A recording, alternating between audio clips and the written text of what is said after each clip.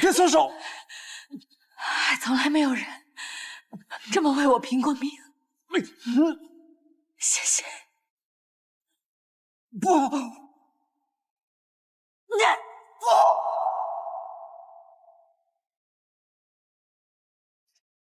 不要命了！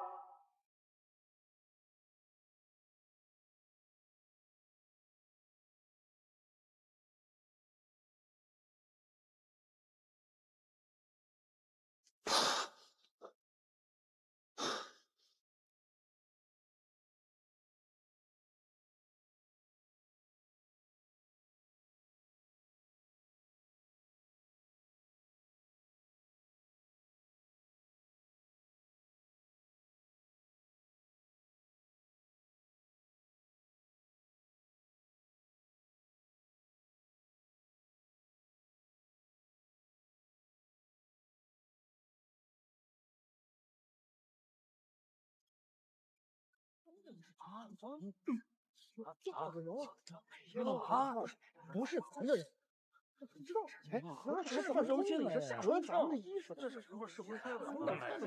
看见人摔成什么样了吧？你是不是也想摔成那样？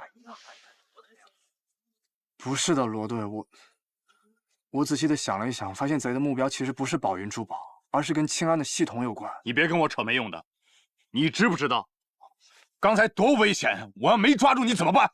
不是，我就是想过来给你们提个醒。哈！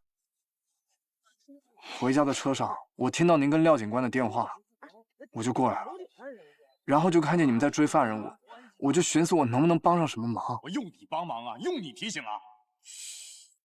还从没见过罗队发这么大火。哎，你不觉得奇怪吗？庄爷怎么这么巧的突然出现呢？坏了，罗队在车上给我打电话的时候，他应该是听到了。大志、小张，你们俩过来一下。怎么了？怎么了，老马？罗队，这边有情况。知道了。别挪窝，待着别动，没问完你呢。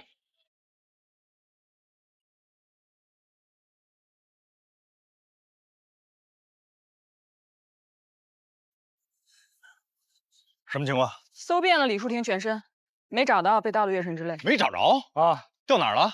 不对，尸体旁边都找遍了，没有。会不会藏在上面了？咱们现场有多少人手？咱们队里的加上治安大队的，差不多能有30多号人吧。成，组织一下，分成3组，一组把这楼再查一遍，2组楼下边这一圈看一遍，3组查他刚才跟什么人接触过。罗队，跟李淑婷接触过的不只是工人，还有他呢。别想着替你爸报仇了，没有用的。12年前，是你爹故意把我留在那金库里，可惜他死不见尸。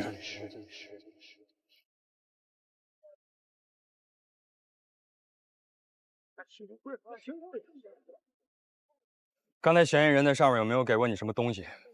或者说你有没有看他藏什么东西？没有，就是一个珠宝，注意到过没有？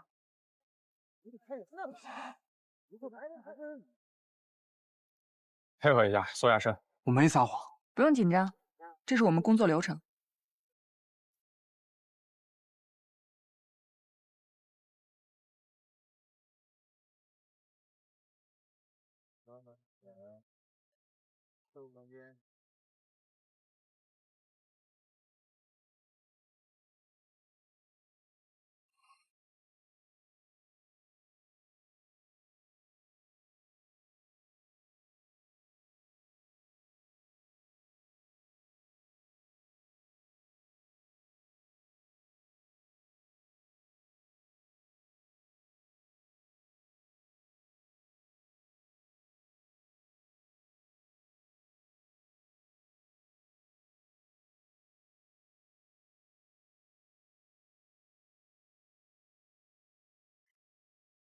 队里见，我们下车了，辛苦了。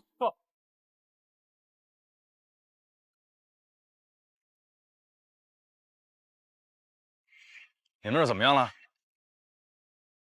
什么都没做到，派个人带回队里做个笔录，把情况再说一遍。明白。走吧，现在去队里做个笔录。好。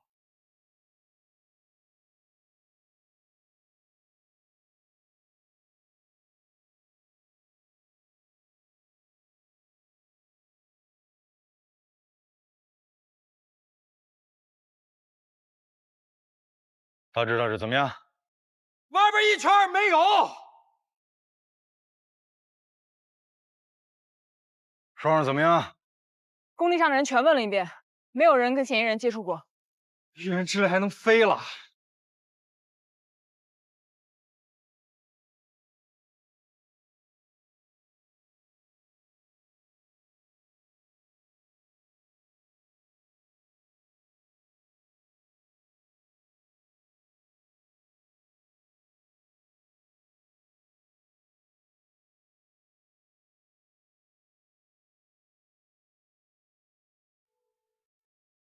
说话呀，嗯？怎么不说话了？你平时不是挺能说的吗？平时我是一个多么沉默寡言的人。是您有话想说吗？哦，对，您肯定想骂人，那骂呗。哼，追人追出了车祸，抓人人死了，珠宝也没找到。你说案子让你办成了这样，我就是想骂你啊，我都找不到合适的词儿。哼！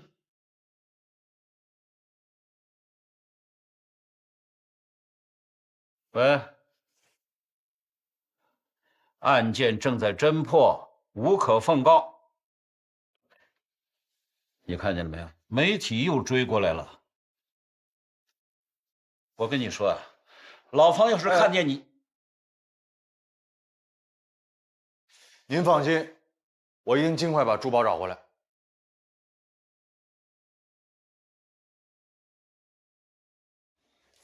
麻烦您，以后咱能别老提我师傅吗？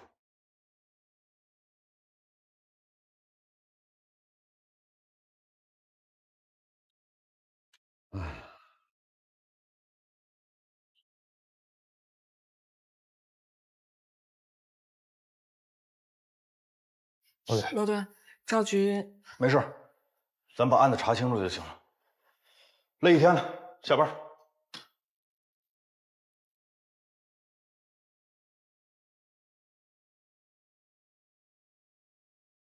罗队是走的，月神之类没找着，被局长批了。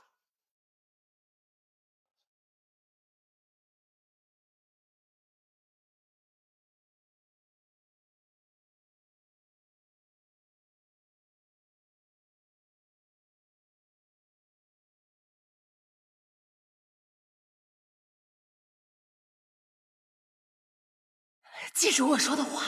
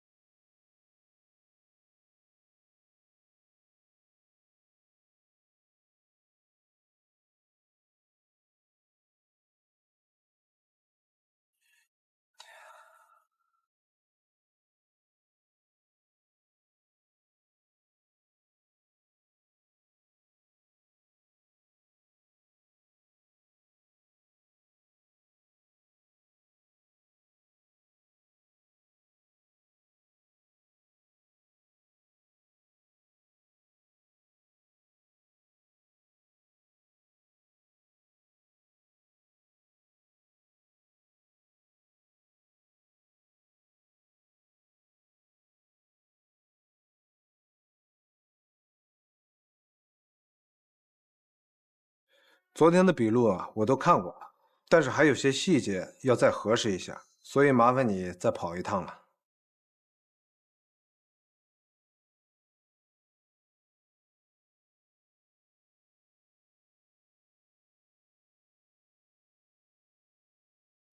你说你在通和大厦遇到的嫌疑人，你怎么会在那儿呢？我想提醒一下他，注意一下清安集团的系统。这个事情呢，我也在廖警官送我回去的车上跟他沟通过了。包括通和大厦，我也是在廖警官和罗队长的电话里边听到的，所以我就过去了。你是怎么遇到嫌疑人的？就在通和大厦的大厅，我在等电梯，他从电梯里面出来，我俩就打了个照面。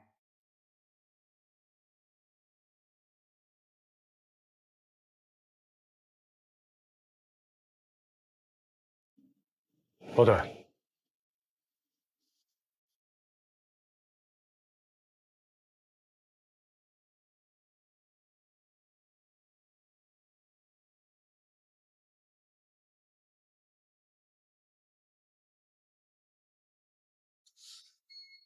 这个贾苏子一进大厦是一身腥头，出来又换了，所以难怪他们的人没发现。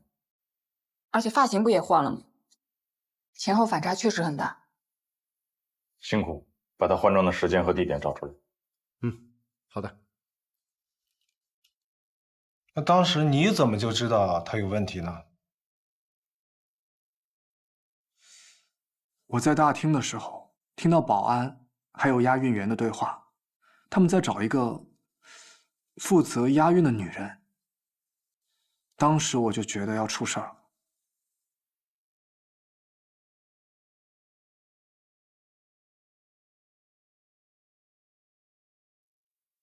电梯里出来的那个女人，跟那个押运员说的身高、体型都非常像，而且我注意到，她还有点奇怪。哪里奇怪了？她的右手手腕有一个明显的勒痕，看上去像是被什么东西压迫皮肤造成的。之前呢，我在清安集团的宣传片里面看到，他们在介绍一些高科技的安防系统。其中有一个叫电子锁铐，就是将押运人还有保险箱都铐起来，只有雇主的指纹才能解开。这种电子锁铐戴的时间久了，就会有这样的勒痕。也就是说，你发现了嫌疑人手腕上的勒痕，然后判断是带电子锁铐造成的，是这样吧？对。嫌犯是在5点32分左右进入大厦7层的卫生间进行换装，5分钟后出来，直接进入电梯。看样子他是提前就把东西藏那儿了，准备够充分的。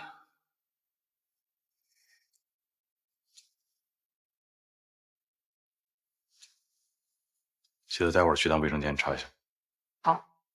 那你为什么不通知警方呢？或者是通知大厦的保安，而是要自己追过去呢？我想通知，可是来不及啊！我看到他的时候，他就已经往地下车库跑了。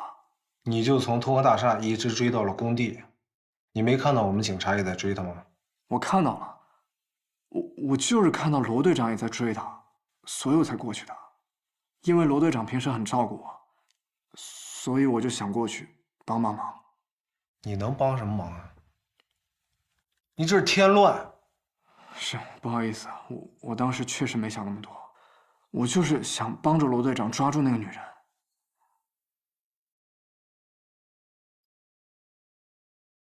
等等，这个女人在大厅的监控呢？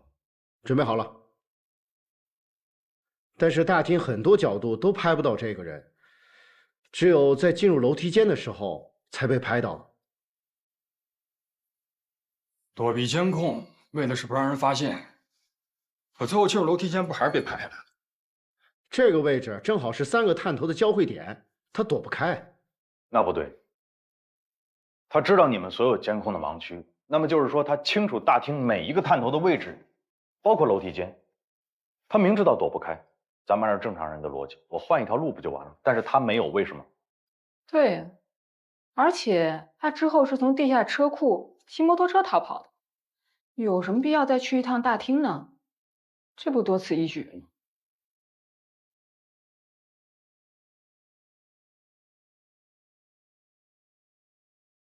我去趟大厅。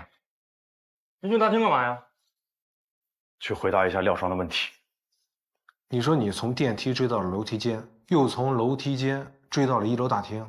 我再问你最后一个问题：你在1楼大厅看见他在干嘛？大厅？这我就不太清楚了。我到大厅的时候，我就只看见他去楼梯间的背影。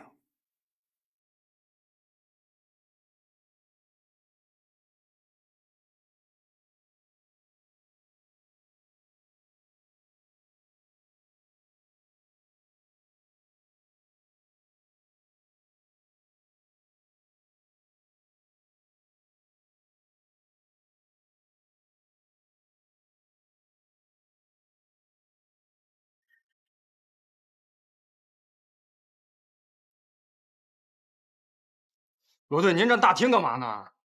得赶紧找监控盲区啊！别说话，别打扰罗队的思路。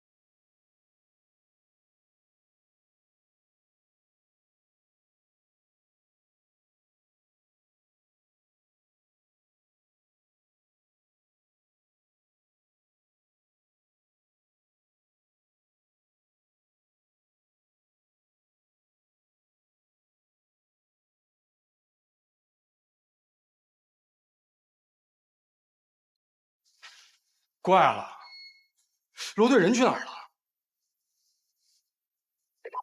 罗队，你能听到我说话吗？罗队，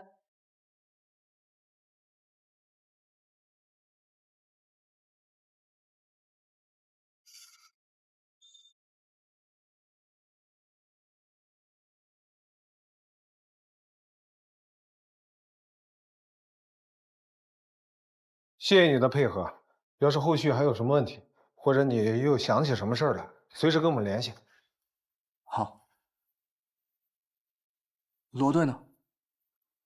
他有事儿不在。你要是又有事儿要提醒他，你给他打个电话就行。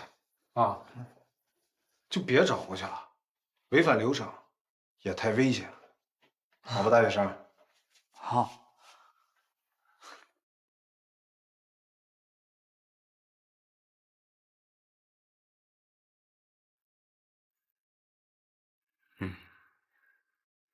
太厉害了，罗队。那也就是说，他是想先把东西藏起来，等到风声过去之后再回来取。可嫌疑人的第一反应，不应该是立刻就逃走吗？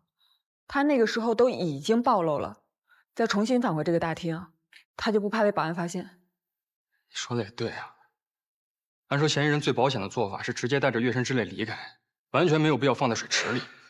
除非他是想转移赃物，就像街边那些小偷似的，得手之后先把赃物转移给附近的同伙，这样就避免了人赃并获。也就是说，当时在大厅里边还有他的同伙。不对，如果真有他的同伙，那为什么对方没有把这宝石拿走呢？这都隔了10几个小时了，宝石还完好无损的在水池里，这说不过去啊。看来只能是他想改天再来取了。我问问你，在工地，那个女贼就是李淑婷啊，好像在你耳朵边上叨咕了那么几句，说什么了？他说他。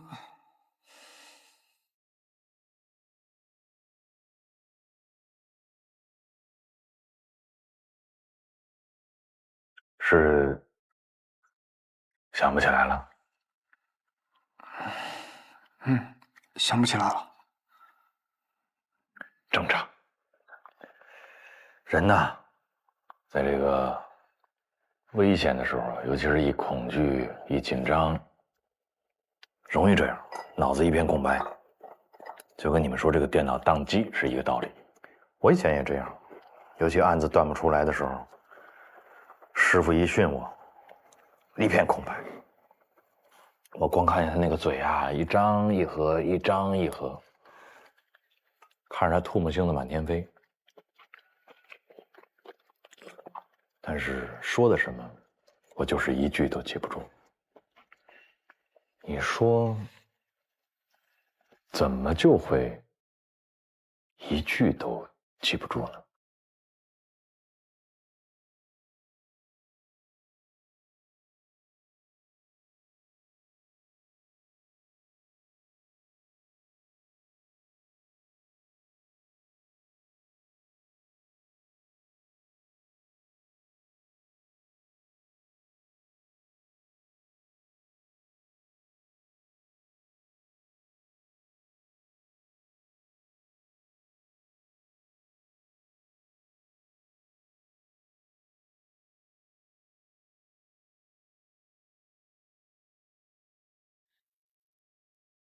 文杰啊，赵善，怎么一个人在喝啊？罗队长呢？哦，我给他交了一个代价，他先走了。对了，周婶，这是罗队长给的饭钱。你这孩子怎么能收罗队长的钱呢？我们应该请他才对呀。我跟他说了，但是他非要给。那我们下回再请回吧。罗队长人好，对你也特别照顾，我们应该好好的谢谢他。文杰啊，吃好了吗？吃好了。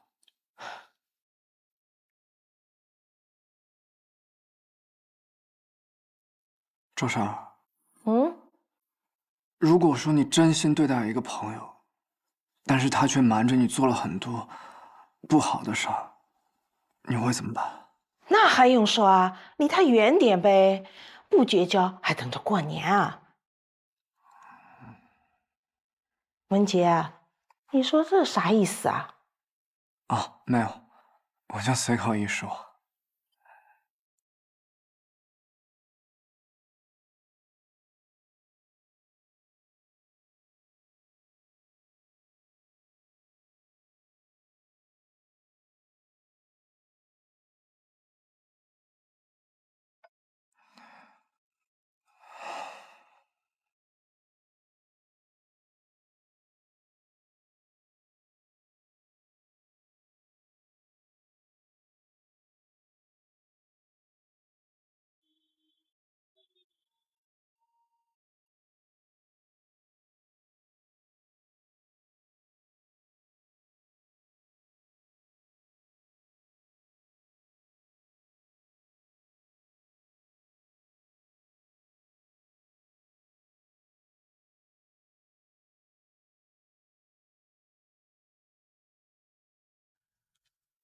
庄文杰，你现在想靠近的，是我拼了命想逃离的。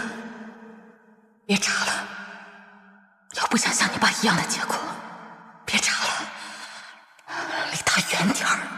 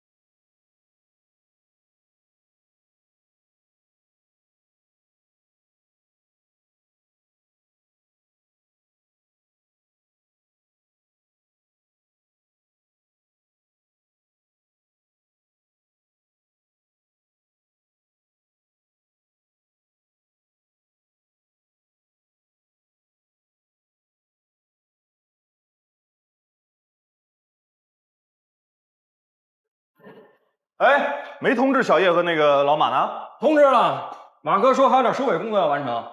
不对，哎，然后小叶说，经过专业的珠宝师鉴定，咱们在水池里发现的是真正的月神之泪，而且没有受到任何的损毁破坏。那问题就又回来了，嫌疑人得手之后他跑就是了，干嘛又放到水池里？他动机是什么？如果说是转移赃物，那会不会是他同伙出现了什么变故，没能拿到这个月神之泪，被咱们抢先找到的？我觉得这分析不对。经过这么长时间的调查研究，咱们压根儿就没发现他有同伙的迹象。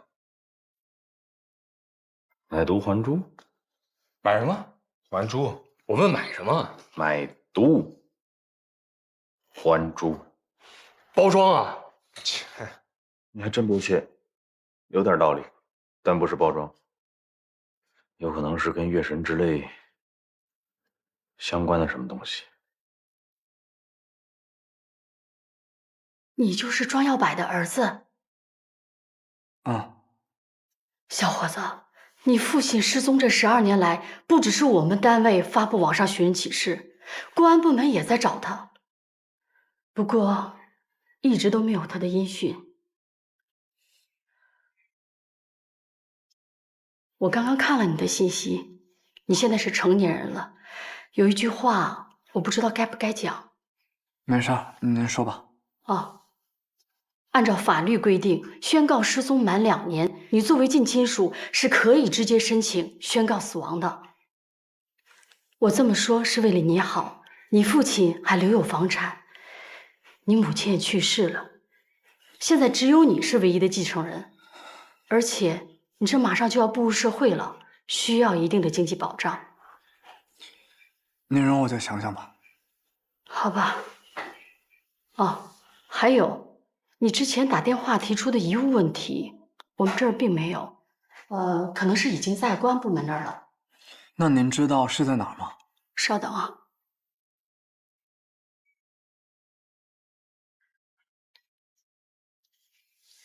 青城市公安局江北区分局。李淑婷。啊，不对。经过我们对现场提取到的指纹、足迹等痕迹物证，再结合法医提供的生物检材，我们和国际刑警取得了联系，查清了他的真实身份。他的真名字叫李淑婷，35岁，华裔，出生地不详，目前持有的是非国护照，东南亚很多知名珠宝盗窃的嫌犯之一，但是都未曾落网。唯一一次证明其犯罪身份的是在2015年。李淑婷因为涉嫌盗窃泰国雅克珠宝公司的顶级钻戒伯爵而遭到泰国警方的通缉。另外，我们也查到了他的入境记录以及在境内的消费信息。哦对，这珠宝大盗至少在3个月之前就来到了青城。那么早？他在鸿福小区租了一处民宅，3号楼3710。花莲路。大志，你们查一下，案发前1个月他去过哪？1个月？要没查2个月？让他查3个月。1个月，1个月直接能查出来。另外，你们看这组图片是我们在现场拍摄到的尸体图片，很明显，这些伤疤都不是在坠楼当天造成的。经过法医和我们的初步鉴定，这些伤疤组织基本都是在10多年前就形成了，所以我们初步分析，李淑婷很可能在她少女时期就遭受过严重的虐待。天哪，这个李淑婷，她过去到底经历过什么？不管她经历过什么，被通缉这么多年都没被抓到，反侦查能力真是够强的。也许这么强的反侦查能力，就来源于那些不幸的遭遇。可能这个信息确实跟本案的关联度不大。我们还是回溯一下，我们这个案子最开始这些线索谁给到我们？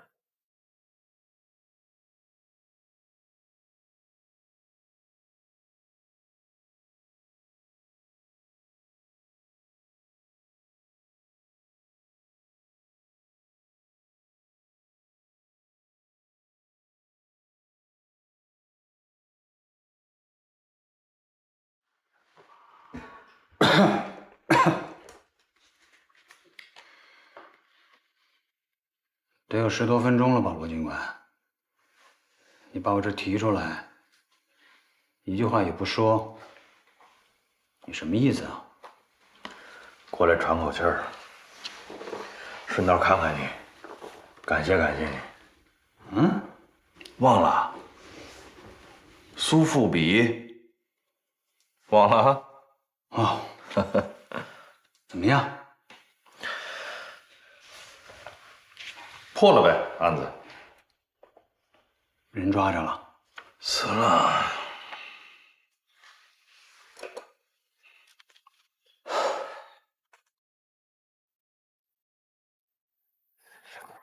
挺高兴啊你，啊？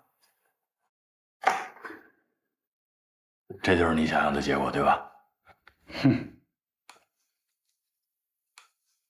自作自受吧。那你在里边做点什么没有啊？就是帮了点小忙，帮点小忙，把人家往火坑里推，你多大仇啊？跟人家？我跟他有什么仇啊？我是跟他爹有仇。丁生火呀，你以为我说的是谁死了？我说李淑婷。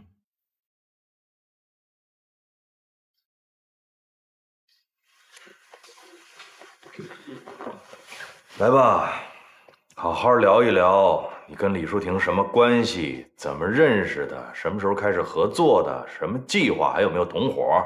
是不是让你在金库里面发邮件的那个人？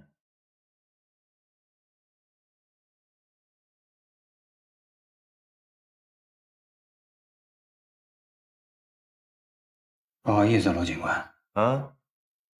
我头疼，今天怕是配合不了你调查了。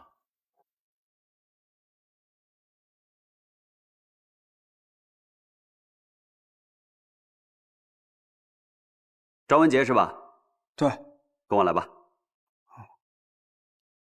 你父亲庄耀柏的档案我看了，他是在12年前的6月12日，驾驶一辆福特轿车由西向东行驶。事故呢是发生在青城市的环礁公路的第2路段。当时车辆冲破了公路围栏，掉入了江中。后来我们把这辆车打捞起来的时候，车上的挡风玻璃全都碎了，车辆整体进水，但是车内并没有发现你的父亲。之后，我们组织警力对河道下游的50公里范围内进行了1个月的打捞工作。我们不光出动了大批的水警，还派出了专业的水下救生员，但是最终也是没有什么发现。不过，技侦的同事对事故现场进行了分析，当时以那样快的车速造成的冲击力是很大的，你父亲生还的可能性非常小。前面就是物证室了，跟我来吧。哎，老张，之前跟你说的东西呢？啊，稍等。好，当时啊，车内其他的相关物品已经交给刑警队了，也就剩下这2样。给。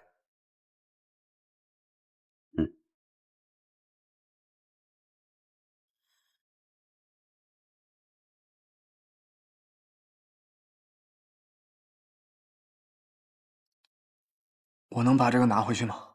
行啊，这2样东西啊，在这里放了很久了，也不是什么强关联物证。等会儿把这表填了，你就可以把它拿走了。啊，对了，你的身份证登记一下。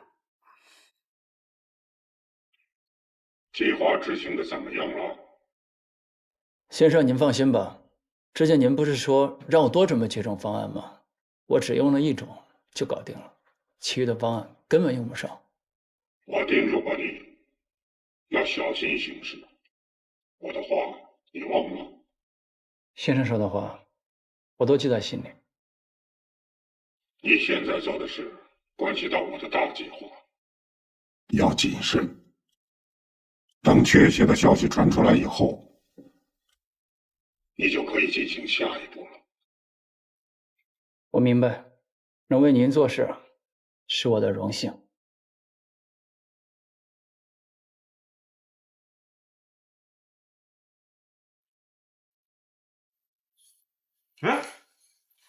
你怎么才回来呀？我给你打电话也不接。啊，手机静音了。你来干嘛呀？这么晚？学校不是晚上断网断电吗？我新下了一个游戏特别好，不打个通宵可惜。感谢贵宝利用。你怎么不把我的箱子给带了？哎呀，把这事给忘了。喂，怎么了？文杰，你来一趟学校吧，我怎么都找不到小雪了。这么晚了，她还没回宿舍，太让人担心了。啊，你别着急啊，这离宿舍关门还有15分钟呢。我这能不着急吗？我给她打了好多电话，她都没接，我还给她发了微信和 QQ， 她一个都没理我。你这样我倒是习惯了，她手机可是不离身的。我刚刚还问了一个同学，他说10点多的时候看到小雪一个人很着急的打着电话出去了，我不知道她干嘛去了，我担心她出事儿了。我看警察还时不时来找你，你和他们关系怎么样？是不是走得挺近的？我问你一下，他最近有什么不对劲儿的地方吗？我不知道啊，他前段时间高高兴兴的谈恋爱呢，这2天状态是有点不好。我还想问问他怎么了，现在人找不到了，我真的不知道该怎么办了。好，这样，你先在学校附近找一找，我们现在马上去学校。行，那你们快点啊！走，回学校，走。你人都约好了，你这找哪儿？来，快！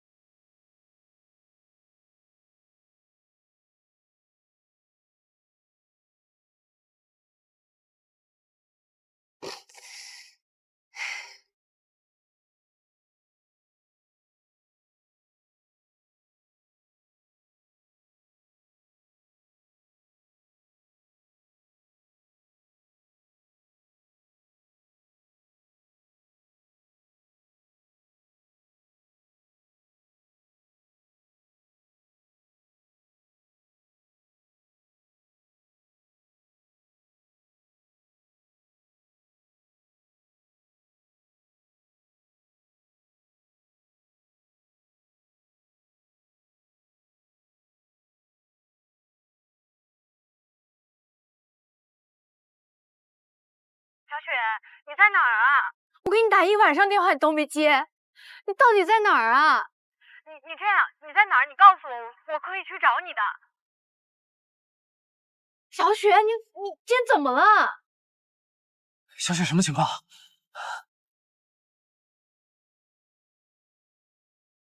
你别着急，我现在挺好的。你说话怎么这么不对劲啊？你是不是遇到什么问题了？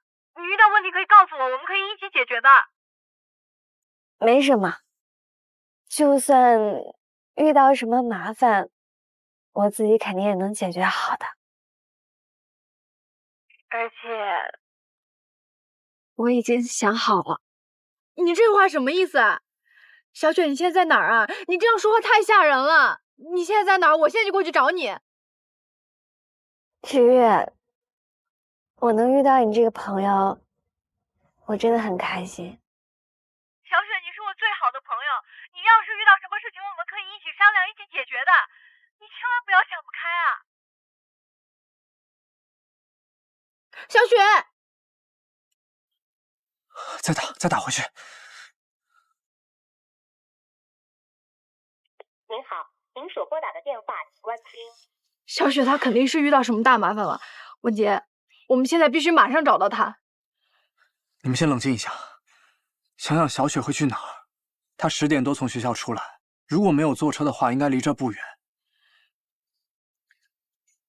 你们刚才有没有听到她打电话？有一个钟声，而且感觉她说话的声音很嘈杂，风特别大。可是今天晚上没这么大风啊。糟了，他是不是在很高的地儿？很高的地儿，离咱们学校不远，有钟声。东方时代大厦那块不仅离咱们学校很近，而且楼顶就有一个大钟，准点就会报时。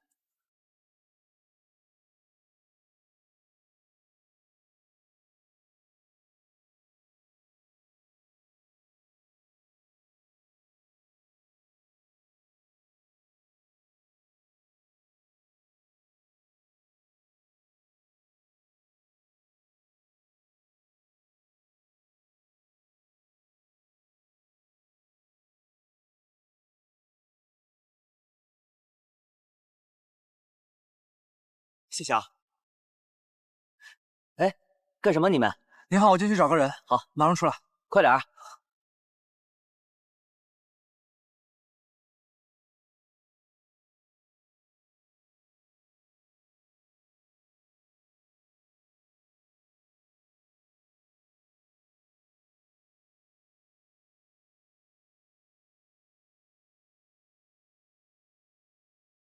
哎，你们干嘛的？有没有看见一个女孩很瘦，然后她大概到这儿？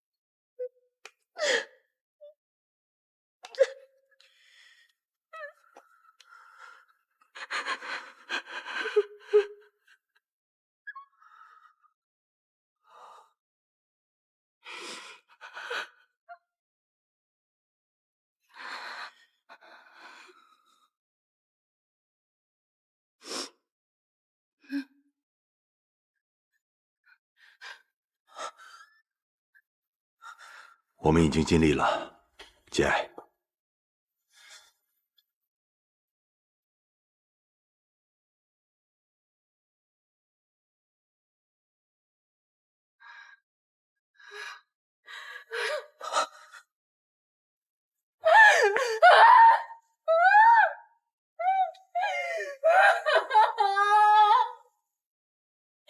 小雪。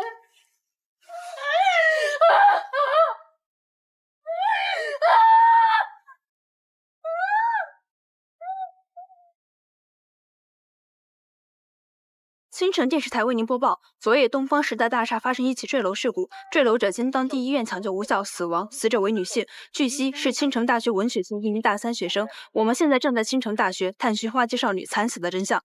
哎，来，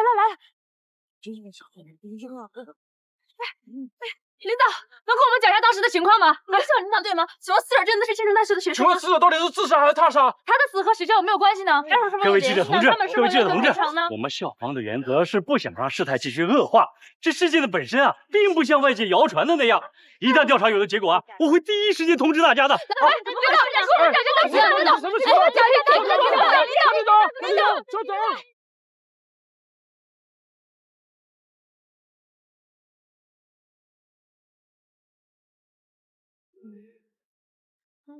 算了，老四摔跤的一样啊。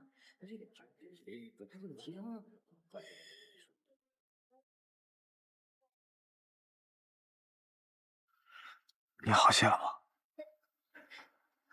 文姐，我到现在都不相信小雪已经自杀了。她不像我这么矫情，那么脆弱。我不知道她这么坚强的人为什么会自杀呀？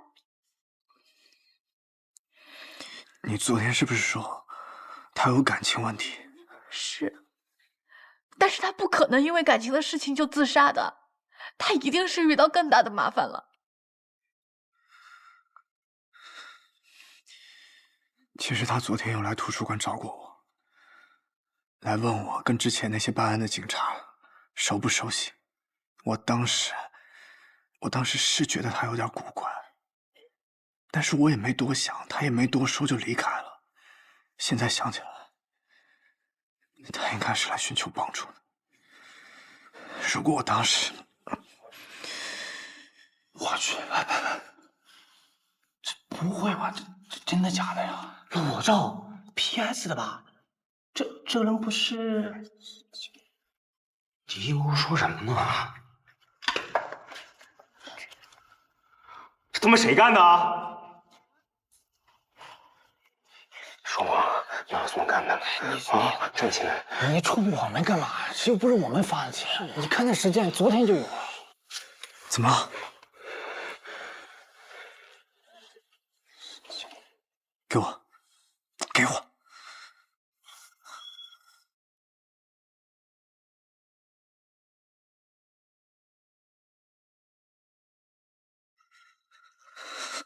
怎么回事？啊！我也不知道啊。他们几个说昨天晚上就有了。不可能，他绝对不可能拍这样的照片的。林芷月、庄文杰、孙志坚，你们3个出来一下。小林，你是王雪的室友，所以你应该是比较了解她，对吧？嗯。好。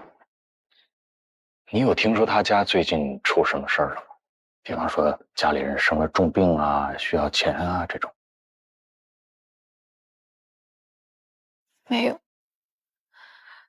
他上周还给家里人打电话，说一切都好，还问中秋的时候要不要带点东西回去。啊，要买东西。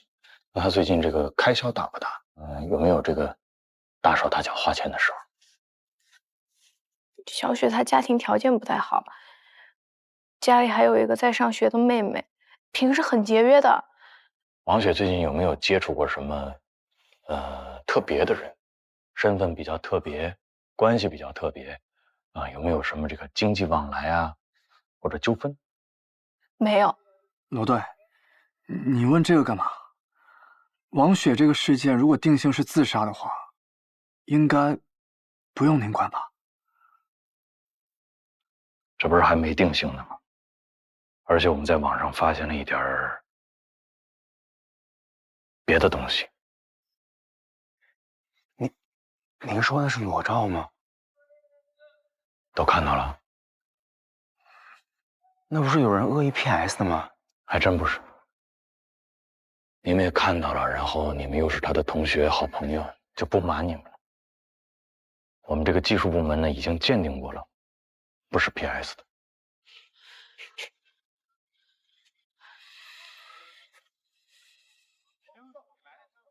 而且不光是王雪，还有其他几个受害人，像这样的照片，都在昨天中午从网上流了出来。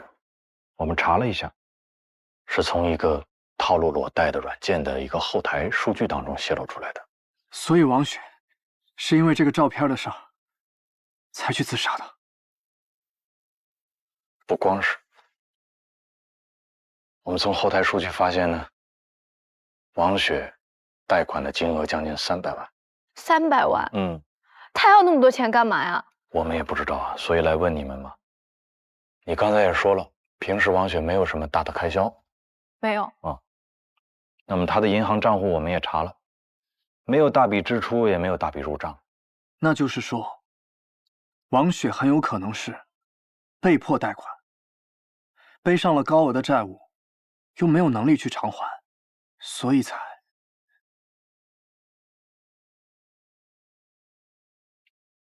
从通话记录上来看，最后一个电话你打的，说什么呢？什么也没说。我们3个当时急着去找他，他就把电话挂了。之前说过什么？之前前2天他一直情绪不太好。为什么？可能是跟男朋友吵架了吧。我本来想找他聊聊来着，但是我没时。王雪有男朋友？嗯。啊？有。嗯，姓什么叫什么，干嘛的，哪儿的人？我不知道。见过吗？没有。照片？也没有。我只听小雪说过，她跟她男朋友是网上认识的，聊了有2个多月吧。这个月才线下见面，属于是网恋。那个时候她每天都笑得可开心了，她特别幸福。我不知道她怎么会这么想不开，她就自杀了呢？她怎么这么傻呀？为什么要这么做呀？为什么？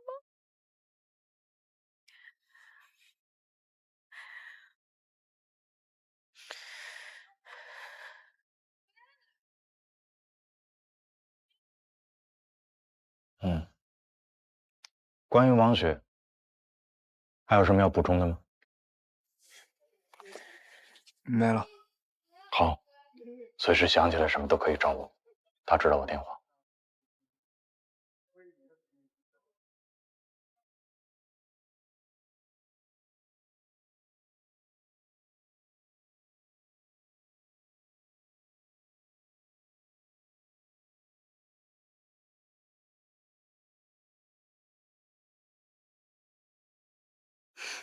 罗队，您就别在这儿候着了，一有消息我第一时间通知您。我办事你还不放心啊？我不是不放心，我不放心王雪这手机啊，都摔得这么碎了，你怎么才能把里边东西给倒出来？罗队，我看您除了这摩斯码，别的课也得补补啊。这些我上学时候都学过，我这，对，我还是先学摩斯码。我不催你啊，我就在这借你这地方，我学一会儿。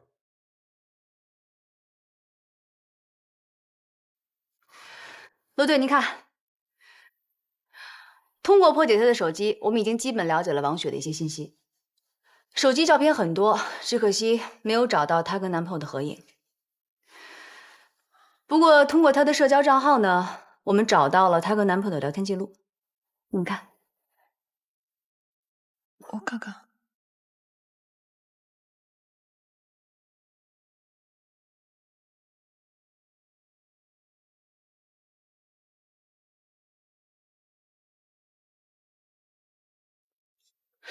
从聊天记录上看，她跟男朋友关系破裂就在这个月。王雪的高额贷也是这个月才产生的。哎，我来捋一下时间线啊，你们看合不合理？这个所谓的男朋友，以分手为要挟，逼着王雪跟他发生性关系，故意拍下裸照，然后把高额贷款直接算到王雪头上，自己卷钱跑。你们觉得合理吧？按目前这证据，可以，有道理。小叶，你能不能追踪一下跟他聊天这个网络账号？这样，我登了王雪的账号，反向追踪一下。好。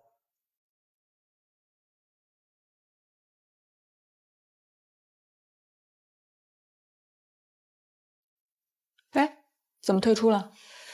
我再试一下。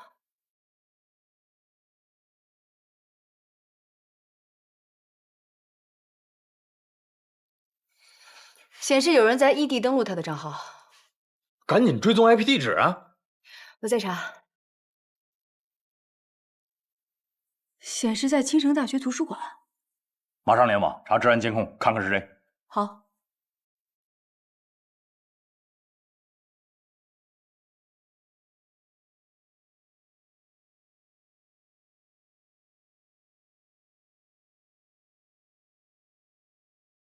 王雪聊天工具 PC 端的登录次数特别少，就只有几条和同学互换作业资料的记录。哎，你看一下他好友名单里有没有可疑的人。他跟倪耀是学生会的，同学录里光咱们这届的同学就大几百号人，没有聊天记录真的很难筛。警方拿走了王雪的手机，他们有她的通话记录。还有聊天记录的线索。胖子，给我查一查王雪的网页浏览记录。网页记录，淘宝、知网，还有这个小说阅读网，这些都有什么用啊？我一直很好奇一件事情啊，你说这诈骗犯他是如何在短时间内迅速让王雪信任他的？胖子，你对技术最了解，你有没有听说过一种黑客，他是不利用高端的技术，而是从人性的弱点开始入手？你是说社会工程师？对，这个人就是利用社会工程学，去调查、搜集了王雪的社会关系、消费能力、日常习惯，还有兴趣爱好。伪造了相似的背景，去降低王雪的心理防线。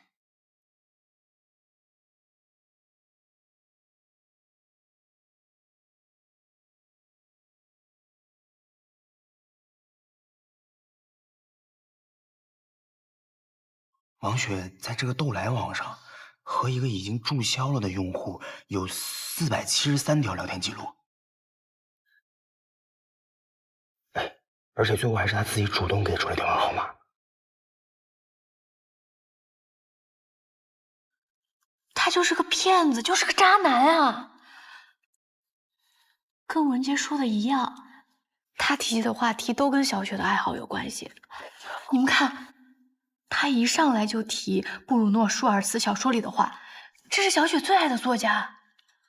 这个用户的注册时间很短，注销时间也是在几天前。胖子，你能不能反向查一下他的 IP 地址，还有他的注册信息？璇，这些都得申请人网站后台数据了。那起码你把他注册的邮箱给我调出来。我试试。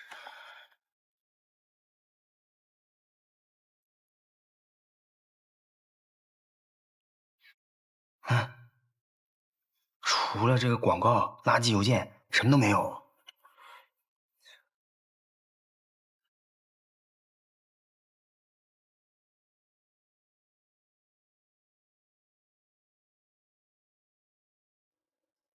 1号晚上12点，在逐浪游泳馆男更衣室，到时候会有人来找你拿。怎么了？没事儿，确实没什么有用的信息。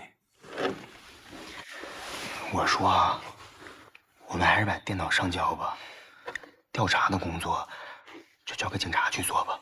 不行，昨天就在图书馆，王雪来找我问这些警方的事。如果我当时细心一点，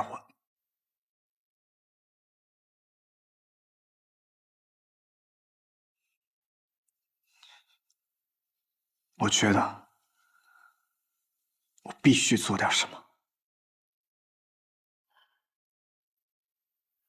就非得做点什么，给咱们添上麻烦。还是一个学法律的大学生，就不明白说有困难找警察这个道理吗？非得折腾。不过他这受害者是他同学，他想帮忙倒也正常。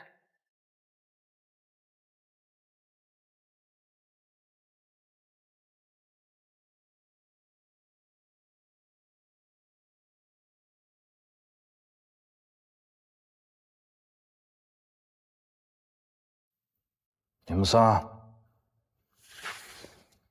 摊上事儿了。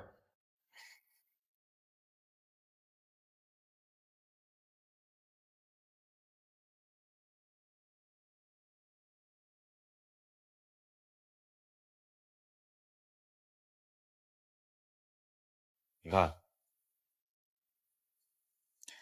我们目前就找到这些东西，下一步呢就需要罗队你来帮忙，向斗来网申请调查一部分人的用户资料，估计会找到关于这个诈骗犯的线索。你给我派任务啊？王雪的电脑哪儿来的？她的账号你们怎么登录的？是这样的，她的账号是自动登录的，我们可什么都没做。电脑是刚才……哎，林芷月，你在这儿啊？我刚刚去学校门口的电脑修理店，发现了小雪的电脑也在那儿。她不是最近出事了吗？我就先把她的电脑拿回来了。你跟她的关系最好，帮忙转交给她的家人吧。我们想，要是查到什么线索，一定会跟罗队你们说的。你要搞清楚，这个案子是我们警察在查。罗队，我们真的只是想缜密分析行为习惯，搜集相关信息，模拟思维逻辑，从而获得目标心中藏着的秘密。这就是我刚才跟罗队您说的社会工程学。我只是有个建议，这种学问既然能被电信诈骗犯使用，那我们一样可以用这种方法去对付他们。用不着你建议，你们3个就是添乱，严重影响我们的执法。双儿，带上电脑，带上他们仨，跟我走一趟。啊，罗队长，这件事跟他们没关系，是我自作主张要查。他们只是想帮助王雪，所以来看了一下我查的结果，就没必要跟你一块回去了吧？好，就你一个人，跟我走。快点儿！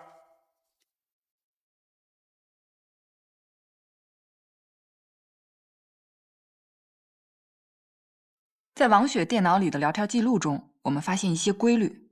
根据这些规律，我们调取了斗来网的后台数据，筛查出大量相似的聊天记录。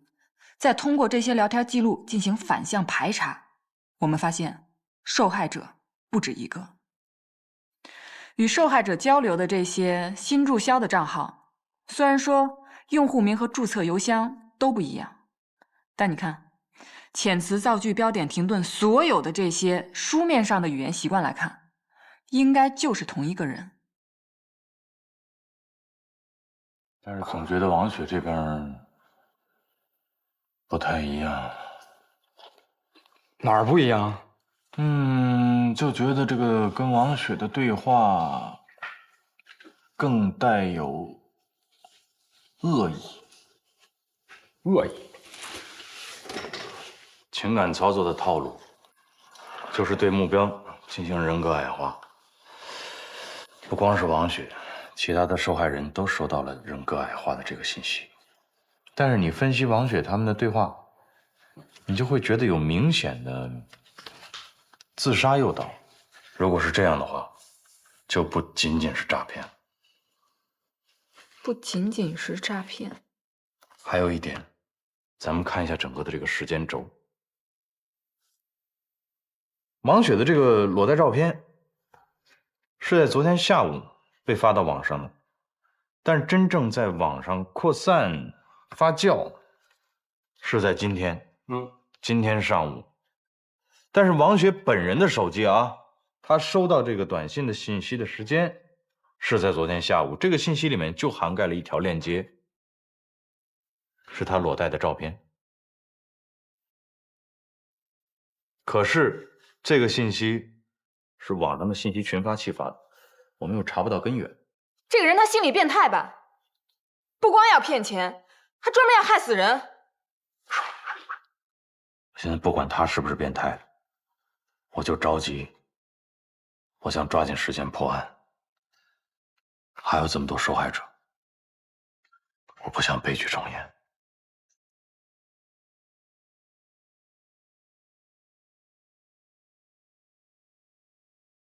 警察没有为难你吧？没有，他们就让我提供了一下之前查到的信息。没有就好。我知道你为什么这么做，文杰，我替小雪谢谢你。如果当时我追上去问他一下就好了。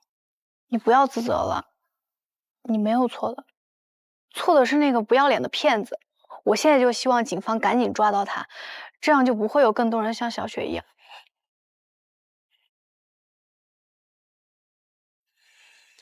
喂，罗队。我想找一下你那个同学小林芷月，你有他联系方式吗？哦，他就在我旁边呢。怎么了？这样，把电话给他，我跟他直接嗯。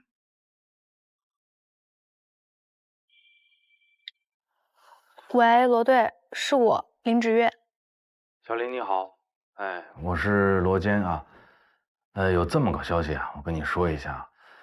通过我们在对这个斗来网用户的筛查，还有这个非法的信贷公司数据的整理，我们现在又找到3个被害人。那我们呢就想跟这个3个被害人了解了解情况嘛，对吧？多搜集一些证据，有利于我们尽早破案。但是呢，这3个女孩呢可能担心身份曝光，受到2次伤害，所以都不太配合。我还是想再问问你啊，有没有别的关于王雪的线索可以给我们提供的？我知道的都说了，如果想起什么，我一定跟您说。抱歉了，罗队。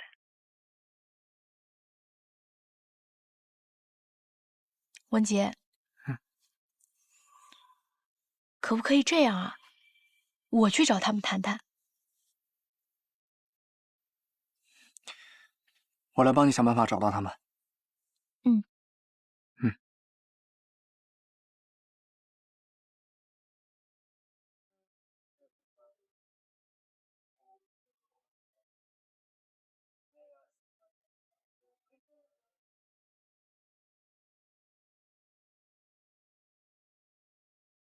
你好，你是似水年华吧？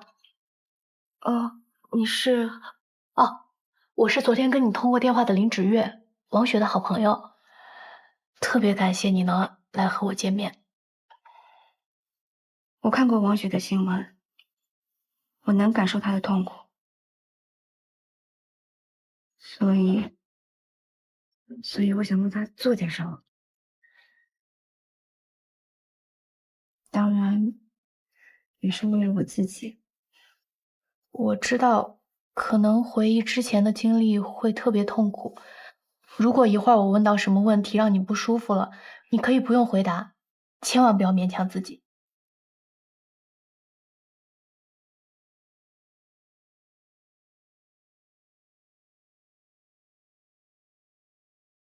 谢谢。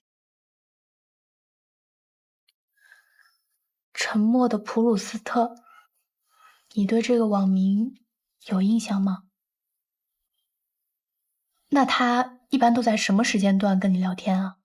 仔细想想，这个南珠花海找我的时间还挺有规律的，一般都是下午5点之后出现，到晚上10点就道晚安，说是第二天要早起工作。对了，早上9点之后基本发信息就不怎么回了。那除了线上聊天，你们2个有线下见过面吗？只有过一次，还是我缠了很久Vincent才答应跟我见面的。要不是因为见过他，我才不会像一个傻子一样那么相信他。那他本人长什么样啊？很高，很瘦，他戴个墨镜，看起来很高冷。他穿的都是奢侈品，但不是像那种暴发户啊，很有审美和衣品。他的头发往后梳，抹了很多发蜡在头上，脸上胡子拉碴的，头发也挺乱的，刘海有遮住眼睛，眼睛总是眯着，给人的感觉很忧郁。我觉得他在穿着上并不是特别讲究，洗褪色的工装，但好在干净。他的背一直都空着，话也少，但除了聊文学的时候，我能够感受到他特别兴奋。其他的时候，他应该不是一个自信的人吧？说实话，他给人的感觉挺单纯的，完全不像个骗子。哦，他的手特别好看，拿着小银匙在搅咖啡，手势很优雅。你知道吗？就是那种说不上来的气质。这种气质给我的印象比他的颜值更加深刻。不是说3代才出一个贵族吗？当时我就觉得他那种谈吐仪态，家里怎么都得是3代以上的书香门第啊。除了这些，他还有没有让你印象特别深刻的地方？哦，对了，他身上有股特别好闻的味道。什么味道啊？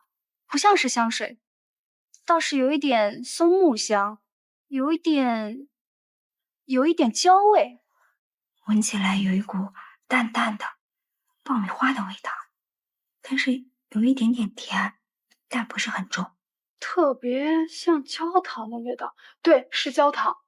那你们当时见面的地方在哪儿？我都说多少遍了，这是监控，不是谁想看就能看。行。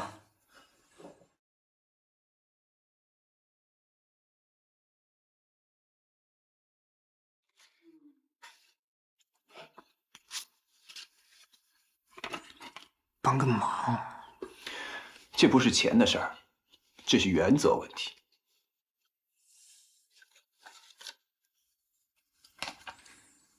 就这么多了。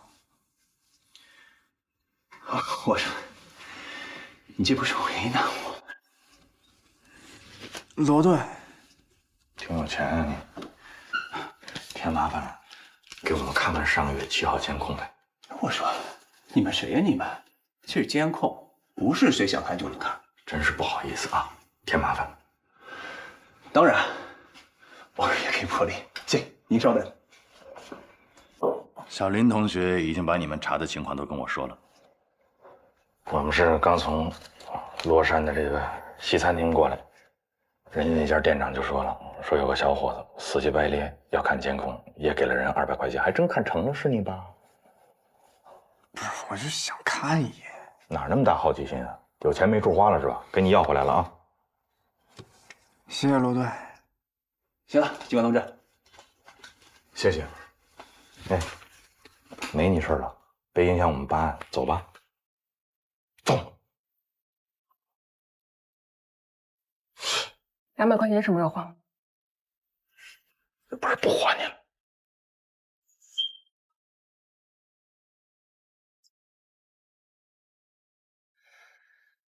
这小子反侦查意识可真强，从进门开始，全都避开了监控摄像头角度，脸都没拍着。你看坐这位置也特别隐蔽。没事，体型身高基本上差不多，跟我们之前看那2家啊一样，应该是一个人。范围确实是缩小了，还不够啊。那就奔办法呗。这几家店，所有的这个沿途的监控都调出来，那不就能看出来他这个行动轨迹了吗？确实够笨的。警察同志，我方便讲2句吧。这个人依我看，应该是我们同行。同行？是这样，我之前做过很长一段时间的咖啡师。那咖啡师在做手冲的时候呢，对于力度、角度和速度都是非常有讲究，所以他会反复去研究这一系列的动作，久而久之就会形成一种习惯。这个人他搅咖啡的动作和节奏，一眼就能看出来，非常的专业。模范群众啊！感谢感谢感谢感谢！要不交给一下生意，给我来杯咖啡。行，2杯。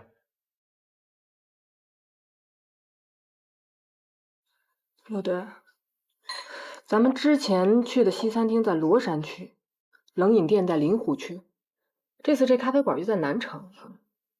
你看，这人很明显不想让人发现他固定活动区域。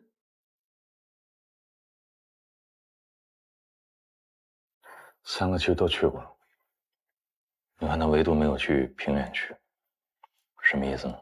是不是他住在平原，或者是工作在平原？兔子不想吃窝边草。这3次约会，1次周末，2次工作日，工作日的约会时间都是定在晚上7点，这说明和工作地点有2个小时的路程。那就排除了临湖和罗山这俩地儿太远了。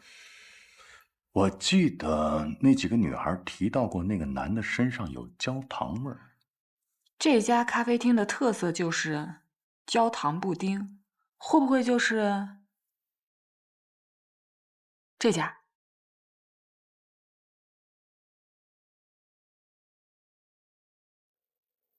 你们俩真不喝酒？酒精过敏。哦，那你们来这儿干嘛来了？我们上次来这儿是个咖啡馆啊，怎么现在改卖酒的了呢？进门的时候没仔细看吧？门上写着呢，5点以后该酒吧营业。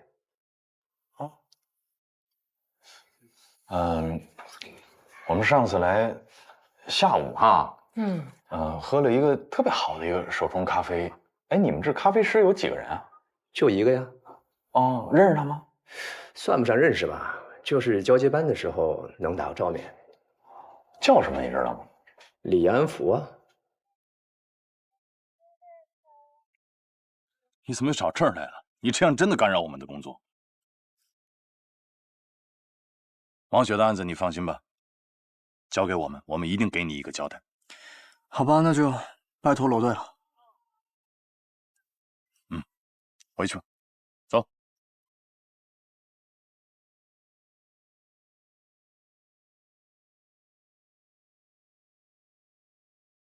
哎，先生，我们马上要闭馆了，要游泳，明天早上9点以后可以。啊，不是，我就是来跟你咨询一下办卡的事儿。我朋友在你们这办了会员，他跟我说介绍过来的可以打5折，是吧？对。哦，他叫李安福，你帮我查一下。李安福是吧？那你稍等我一下。好。钥匙我放这了，我先走好了。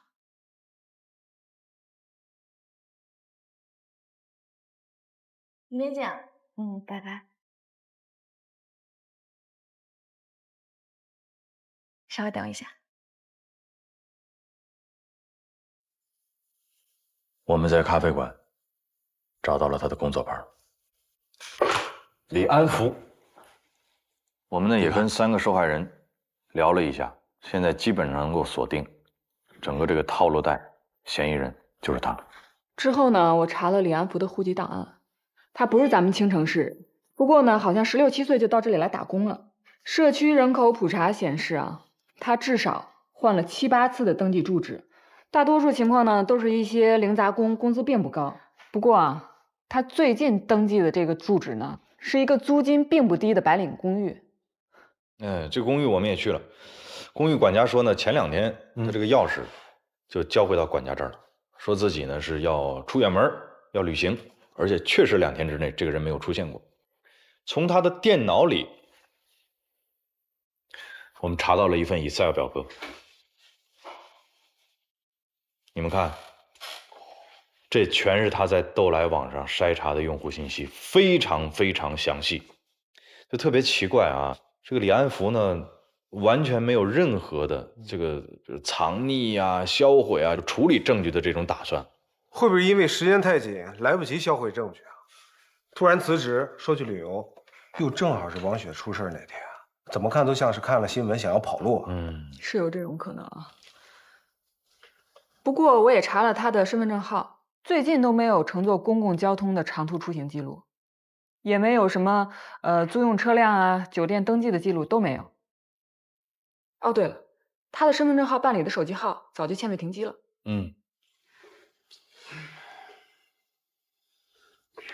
我知道大家都累了一天，挺辛苦的啊，咱们再坚持坚持，再接再厉啊！这样，你去跟咱们兄弟单位打个招呼，帮我们把整个全市的什么洗浴中心呐、网吧呀、按摩店、足疗店啊都拆一遍啊，看看有没有叫李安福的客人登记入住。好，你查出租车公司，你查所有网约车公司，看看这2天有没有李安福这个客人坐车出城的这种情况发生。好吧，好，来，走。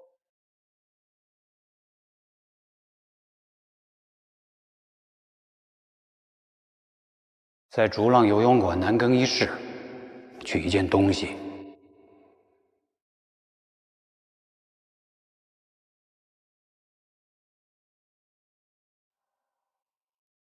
钥匙我放这了，我先走了。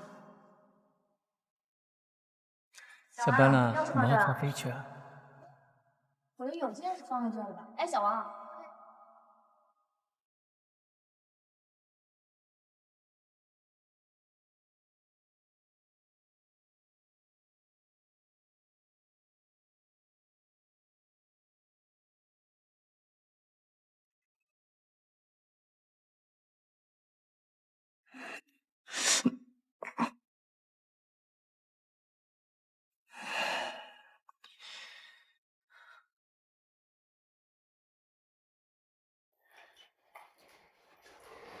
你能不能消停点啊？折腾出这么大动静，你他妈还有心思出去逛街吃东西啊？那么小心干什么？我们4个待在一个套房，越是鬼鬼祟祟，越显得可疑。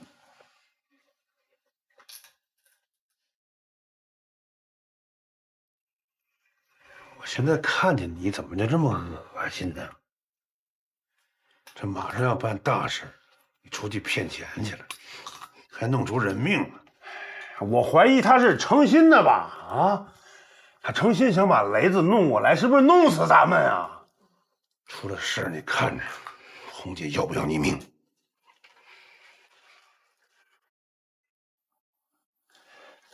你算个什么东西啊？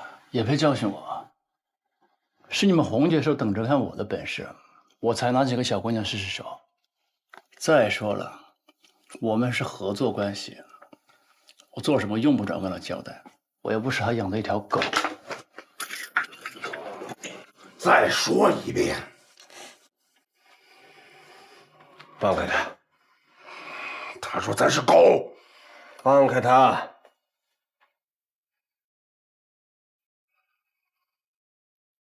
连福，确实是我们把你请来的。但是你要是不小心自己把尾巴露出来，让别人逮住了，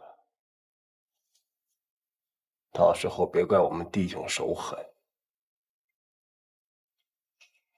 你们就放心吧，我做这种事多少年了，哪次栽了？现代社会嘛，网络就有这个好处，你可以有无数个身份，把最真实那个藏起来，没人能发现。楼层的结构已经都摸清楚了，2侧的消防通道都安排了咱自己的人，很好。13、11的房间侧对着电梯间，酒店管理的人已经把9到16层的中层梯都给停了，防止有人突然上来干扰咱的行动，很好。还有这上下3层的住客已经妥善安置，一会儿耗子跟我冲进去，您和爽在外面堵着门，妥妥的瓮中捉鳖，根本跑不了。你还真是成长了，继续努力，开始行动。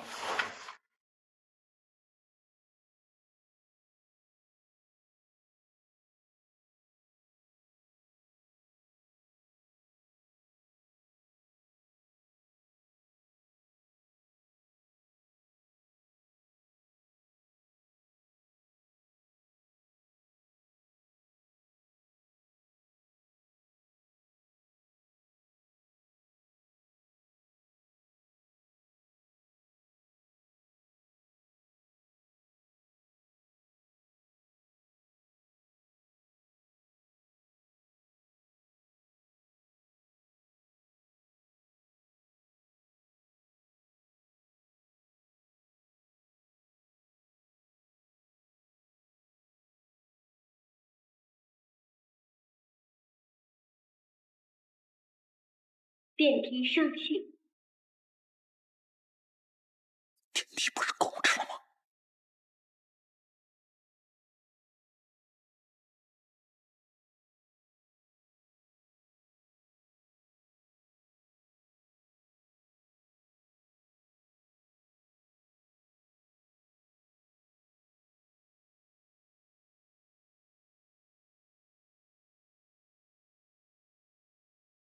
苏英，这女的干嘛的呀？省公安厅的苏英你不知道？跟咱罗队一个警校的，比他还小2届，弦儿一样大。我们女经理的这个，不是他这个他也不能说让咱停咱就停啊。我们布控布了这么长时间，我们盯这个人盯了这么长时间，现在你让我们说撤就撤，咱俩谁搅和谁呀？你知道我们盯这帮人盯了多长时间了吗？你的贸然行动差点暴露了我们。我们这是我们的辖区。我是代表省厅在办案。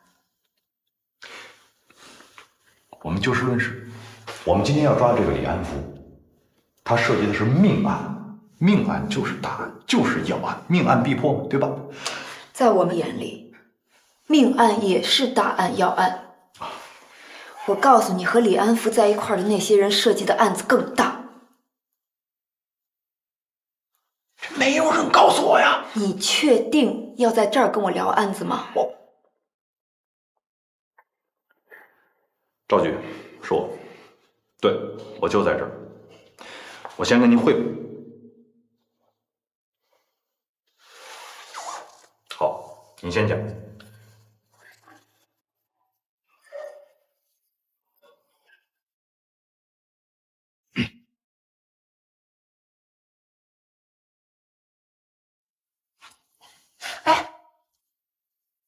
啊？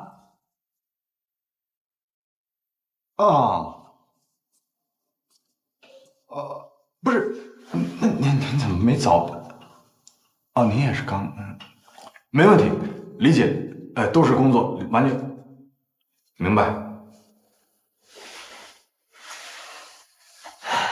罗队长，哎，还有什么需要我解释的吗？苏队长这儿有什么需要我们配合的吗？请您带上您的人离开我的布控现场。马上。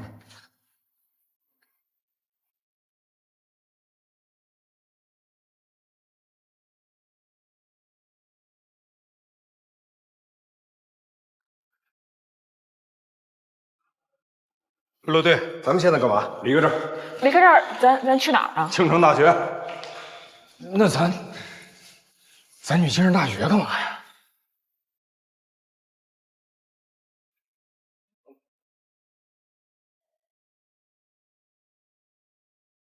我是不是要去哪儿一桩桩一件件都得跟你们仨报备一下啊？不用。我再说一遍，青城大学。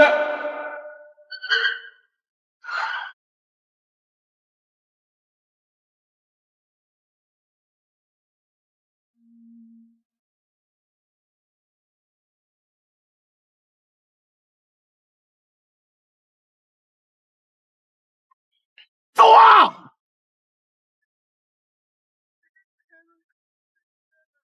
王雪的案子是由我们警方负责，我跟你说多少遍了，别再掺和了。我这次来就是告诉你，你不要管，也不要碰，别给我们警方添麻烦，明白吗？只要是不违法的事情，不管我做什么，跟你都没关系吧？对，没关系。你怎么好赖话都听不懂呢？你是不是家传天然就对我们警察不信任？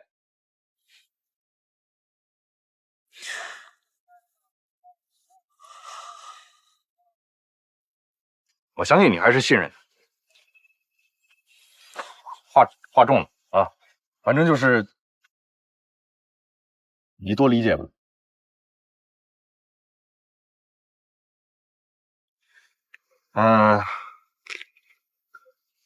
您给我打电话有什么事儿？你跟我说说。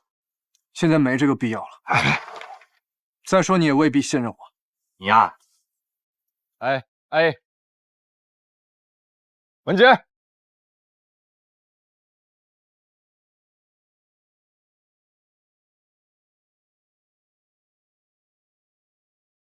罗队，你们可算回来了，赵局有个会议在楼上等你们。怎么没提前通知？哦。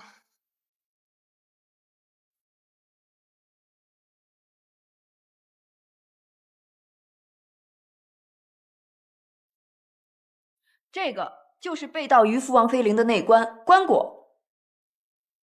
哎，报告，你怎么刚回来呀？这都等你半天了。没通知我们开会，我们完事就往回赶了。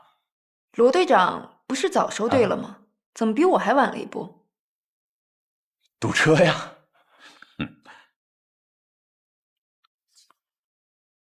苏队啊，你看小罗他刚回来，麻烦你再给回顾一下呗。没问题。刚才说到一半啊，那我就言简意赅，给罗队长和各位同事再说一下啊。我们省公安厅刑警总队近1年来综合调查本省数起文物和艺术品失窃案，都与一个文物跨国走私集团有关。2个月前，余江市文物市场上流出几件马王坡古蜀渔夫王妃陵的墓葬品。经过我们摸排调查，加上余江市局刑警大队的全力配合，我们抓到了一伙盗墓贼。这帮人受重金雇佣，偷走了王妃陵的棺椁和其他墓葬品，而他们的雇主就是这个文物走私集团。那个，我对不起，我打断一下啊，就是想问一下苏队，您说了这么多，这都是走私集团的案件，但是现在我们现在负责的是诈骗这个2个案件。别着急啊，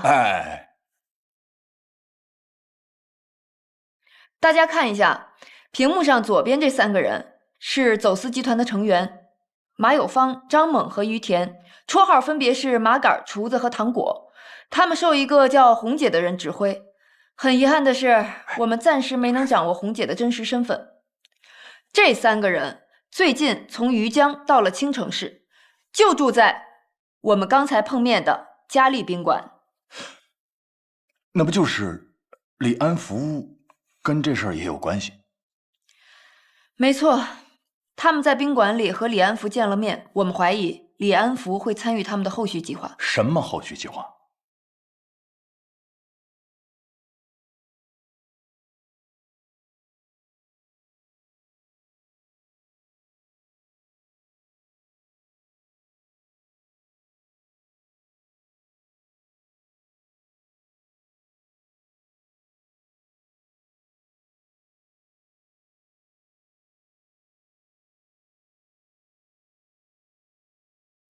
是这样，渔夫王妃陵的棺椁，据史籍记载，重达数十吨。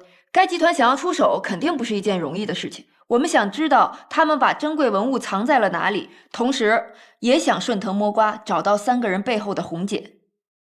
这是一起大案，所以刚才真是不得已才叫停了你们的抓捕行动。罗坚啊，苏队他们下面的工作需要咱们的大力配合。是，肯定配合。虽然咱们的电信诈骗案取得了重大进展，但是为了防止嫌疑人有所察觉啊，先不要打草惊蛇。有一点我不太明白啊，赵局，就是我们现在手头负责的这个电信诈骗这一块呢，死人了。您说我们如果现在就停到这儿，我就怕家属这块可能会有点着急，因为我们需要尽快给人一个说法，包括赔偿啊，包括死因呐，这些东西都要在社会上对我们这个公信力是吧？人肯定是要抓的嘛。那个李安福有咱们2方面的人看着呢，他跑不了。明白了，赵局。那我现在去把李安福整个电信诈骗这个情况我做一个汇总，你给我坐下。罗队长，到。我是真心需要你们的配合帮助。其实这个文物走私集团不光涉及到李安福的案子，跟你们之前查的案子也有一些联系。哪一个呀？月神案。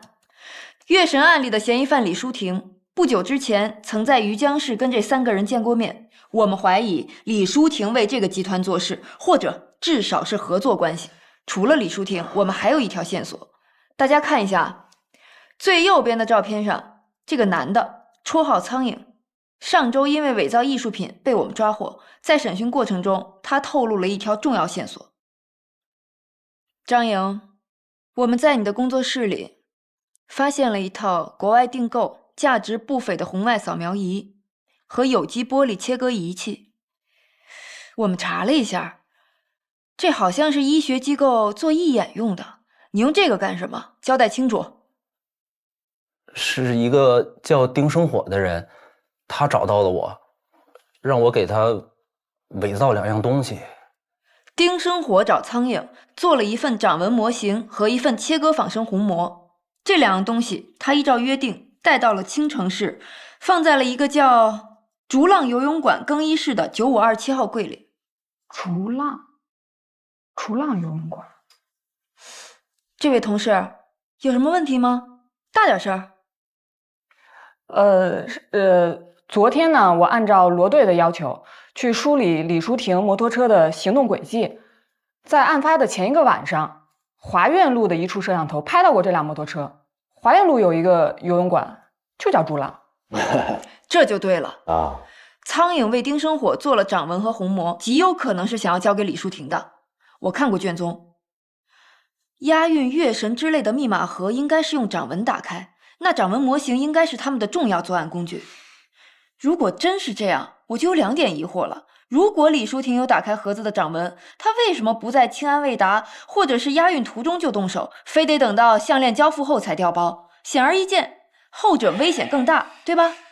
关于这个哦，还有一个，2个案子卷宗里没有任何跟虹膜有关的信息，那他们要这个虹膜到底是干嘛用的？关于这2点疑惑，我需要马上提审丁生火。罗队，配合，一定配合。我多句嘴啊，这个丁生火呢，我们跟他过招，审了几次，反正比较艰难啊。赵局知道，就是审不出来什么东西。感谢提醒啊。除此之外呢，我还有一个小小的请求。哎，你说。睡莲案和月神案的卷宗里提到了一个叫庄文杰。对，一个叫庄文杰的大学生起到了不小的作用，是吧？罗队能不能引荐我认识一下？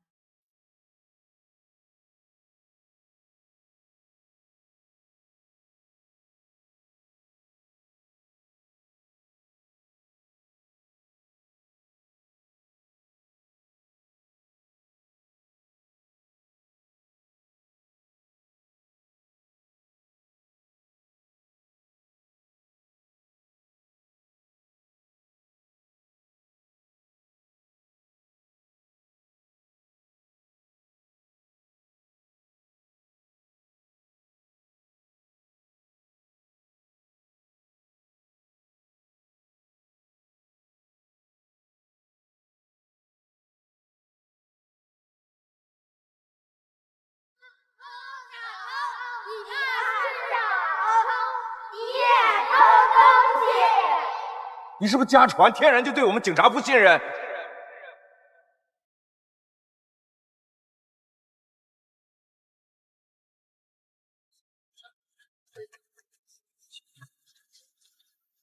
可以，这个是没有问题的。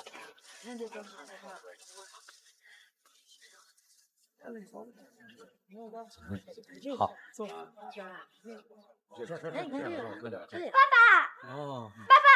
你等等我快走不动了。看这边，臭小子，来，爸爸背你。哎呦，爸爸真好。走喽。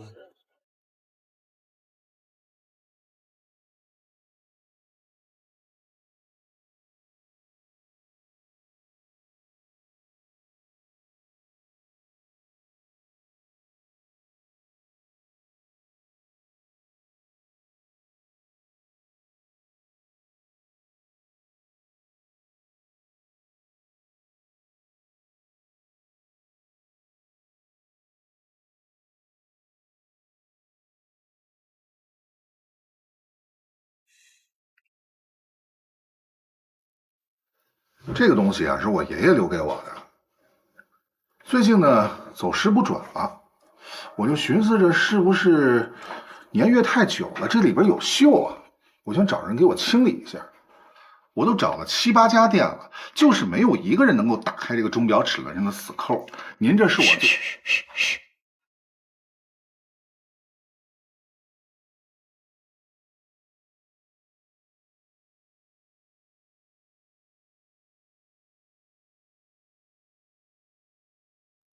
这弦呀，不能上得太紧，太紧了容易坏。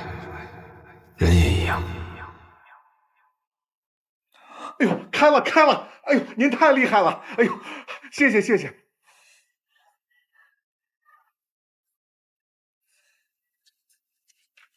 喂，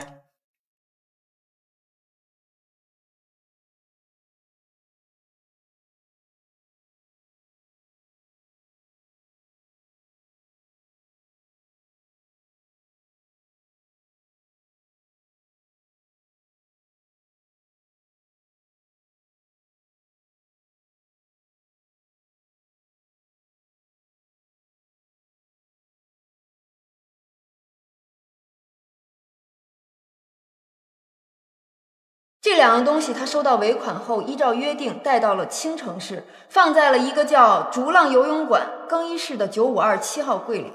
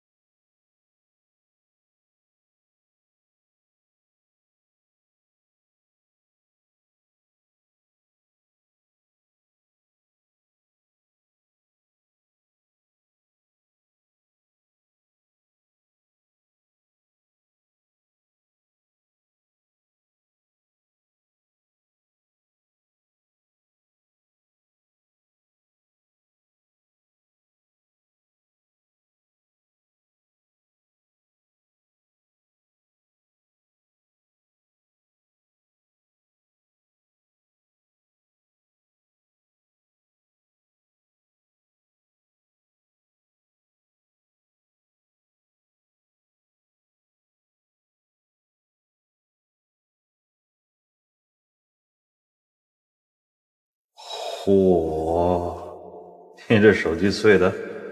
啊，刚才洗澡的时候不小心掉地上了。你今晚干嘛了？是做运动了吗？没有啊。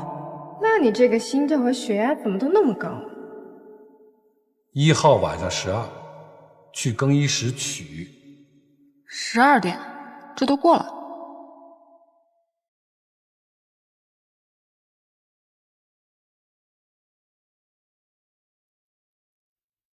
你要的东西，我已经帮你搞到了。谢了啊。红姐让我问问你，准备的怎么样了？我们的时间可不多了，就让红姐放心吧。等下次出手，我就能彻底把那个女人拿下。到时候让她做什么，她就做什么。那事成之后，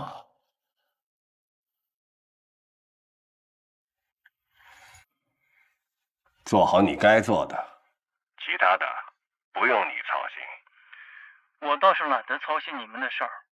不过红姐现在连红魔都没有拿到，一切都在红姐的计划中，拿到红魔只是早晚的事儿。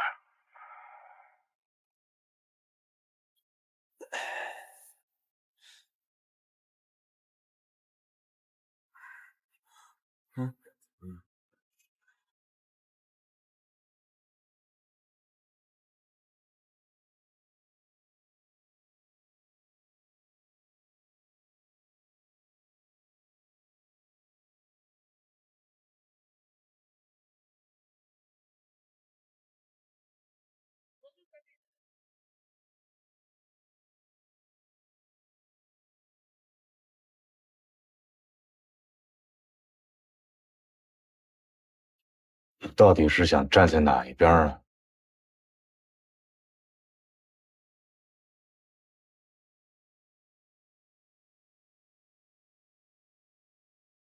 我过去跟你说过，想要摆脱黑暗，最好的办法就是努力让自己站在有光的一边。也就是最近有点糊涂啊，所以我想问问你，说你庄文杰到底想让自己站在哪一边？罗队，我有点不明白，您今天找我来说这个是什么意思啊？就是想来问问你，说你住院期间都去哪儿了？有没有拿过什么东西？这个东西给谁了？或者你藏哪儿了？有没有？这个东西不简单啊，而且这个东西对于你还有你周围的人，可能都是一颗定时炸弹。什么东西啊？住院的时候我可是哪儿都没去过。油盐不进，揣着明白装糊涂。行，罗队，我觉得您要是有时间来我这儿问这些有的没的，您不如多花点时间在李安福身上。王雪的案子到现在都没破呢。因为李安福这个案子很复杂，他对王雪的目的性没有那么单纯，所以他不是一个简简单单的电信诈骗，听明白了吗？这当然不是电信诈骗，他把人都害死了。我知道。不是你以为你是谁啊？我有必要把一步一步查案的进展我都要跟你汇报吗？我是不是得一步一步的在调查呀？那就麻烦您赶紧去调查，不要再浪费时间在我身上了。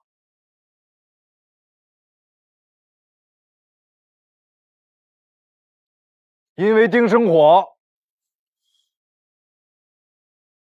可能是跟很多事儿都有那么点关系。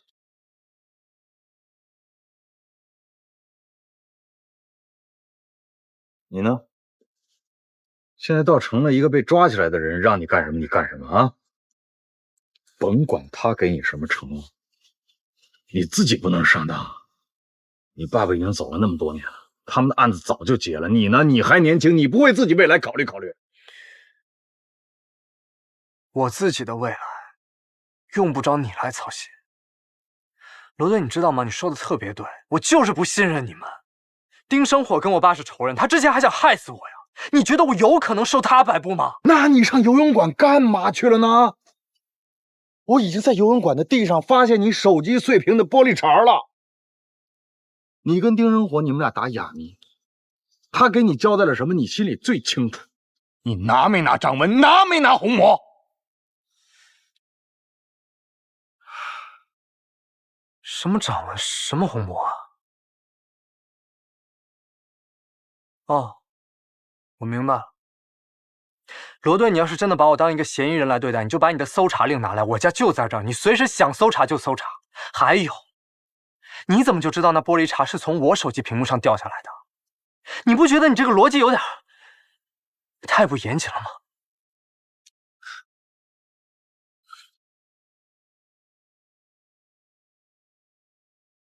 庄文杰啊，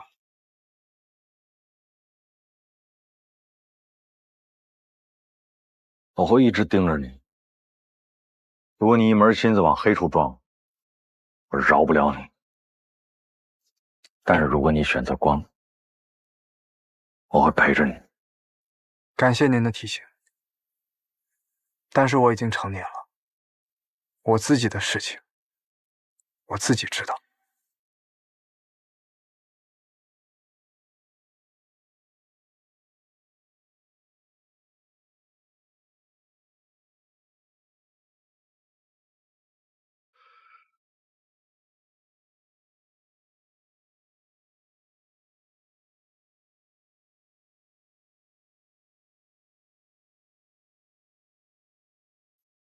我尝你的菜。自己拿去。你们在这儿啊？我找你们好久了。来来坐。有个事儿跟你们说啊，要是最近有我的微信和电话找你们借钱的话，千万不要相信啊，千万别转钱啊。怎么了？我今天上午不是出去买东西吗？结果一下公交，手机和钱包都丢了，里面有我很多重要的东西，不知道能不能找得回来。那你有打回去过吗？有人接吗？我打了很多通，但是都关机了，肯定是被偷了吧？你别着急啊，这样，我呢先去跟那个公交公司联系一下，看一下能不能把监控录像调出来。对，没事儿。如果手机跟电脑是关联账户，只要你手机开机，你就可以用电脑定位了，用了什么软件啊，发了什么信息啊，都能知道。好，那我回去用电脑看一下。好。哎，对，芷月，你来正好，你给我参谋参谋。我明天有一个非常重要的约会，所以我非常有必要改变一下我的形象跟气质。你要约会？你不会又被人骗了吧？别生气。不是网上的约会，现实的约会。萝莉音啊？不是，谁说宅男都得喜欢萝莉音、卡哇伊啊？我今天上午遇到那个姑娘。不一样，老板，你这几个配件也太次了，不拿几个好的呗？兄弟，你预算多少？3000。3000你也好意思挑？3000怎么不好意思挑了？老板，你找找，可以帮我配一台电脑吗？要最可爱的那一种。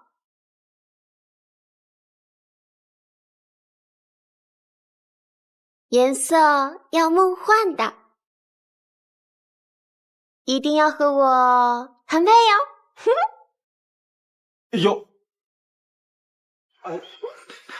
配电脑吗？我可以帮你。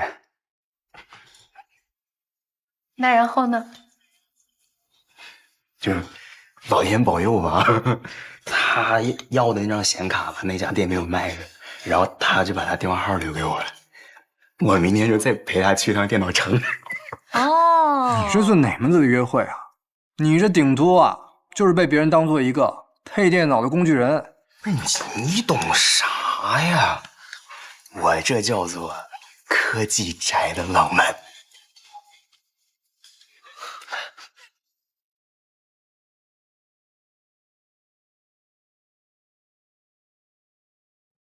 看你的了。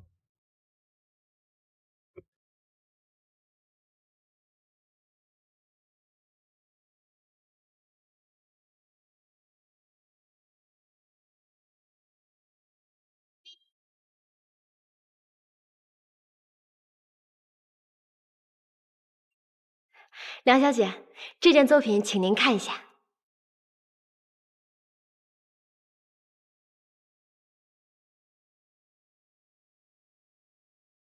梁小姐也喜欢艺术，主要是受我母亲的影响吧。她是名雕刻家，她为我雕过一个作品。那你还记得是一个什么样的作品吗？只记得一个大概的轮廓，好像是一个母亲抱着一个小女孩，具体的我也记不太清了。后来我父母离婚，我母亲就去了国外，那个作品也就被我继母卖掉了。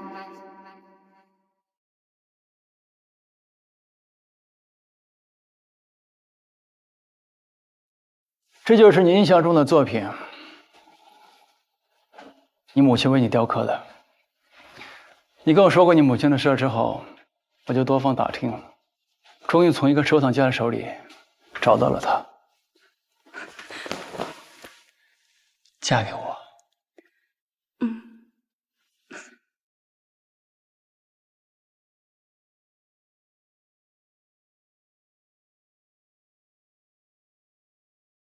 今天下午3点20分的时候，李安福进入了青城市海港路的一家艺术展厅。他在里面待了2个小时之后，就离开了这座艺术展厅。真好啊！哎，你们看了这李安福进进出出的，而且时间也都对。对。那他进去干嘛了？哦，他跟一个叫梁洛欢的女人约会。梁洛欢的父亲是知名的古董收藏家。我们在监视红姐时发现，他们这段时间都在帮李安福制造了各种机会接近他。通过摸清梁洛欢的喜好，马有芳给李安福伪造了一个新的身份，以便于他更顺利地接近梁洛欢。在还没有认识李安福之前，唐国等人就想方设法地制造各种机会，增加梁洛欢对李安福的好感。他在欧洲的展览那叫一个火爆，而且还都是邀请制，普通人是根本买不到票的。而且这伙人通过对梁洛欢的闺蜜下手，成功的让李安福以完美形象出现在了梁洛欢面前。小姐，这是您丢的行李箱吗？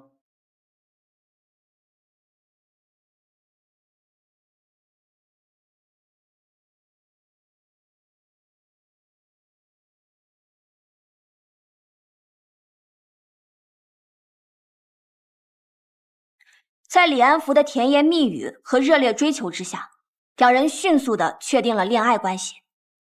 都是为你准备的。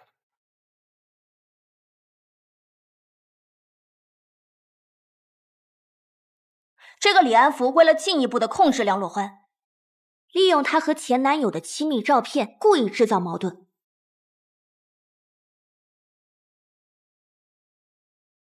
用分手、冷暴力、人格矮化等手段操控梁洛欢的情感，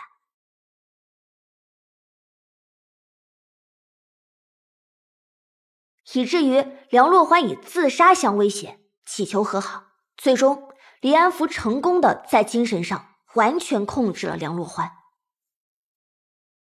以上这些是我们前期了解到的全部情况。我们怀疑红姐可能要通过梁洛欢做古董收藏的父亲进行销赃。那你知不知道，李安福同时还骗了其他的女孩子戴裸带？你怎么确定这个梁洛欢跟红姐的行动有关？对呀，这方面还需要我们进一步的核实。在没有确定他们的真实目的之前，难道不应该重视所有的线索吗？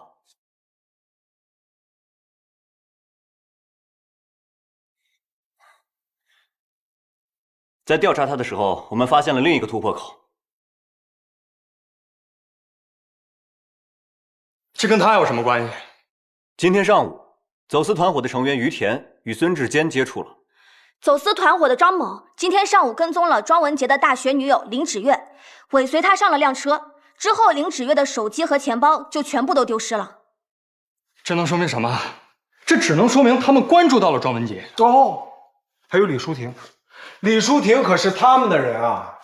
没错，而且庄文杰协助警方破获了李淑婷的月神案，万一是他们找他报复呢？以庄文杰为中心，走私团伙的成员同时和他身边的人进行接触。不对，不要告诉我，这仅仅只是巧合。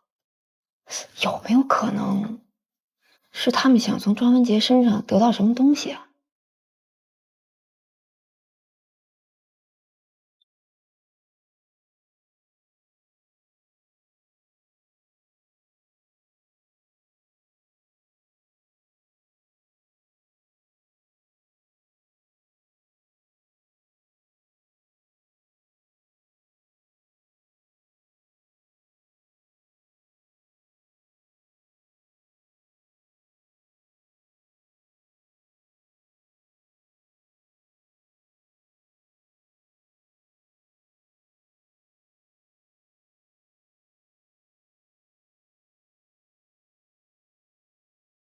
就想来问问你，说你住院期间有没有拿过什么东西？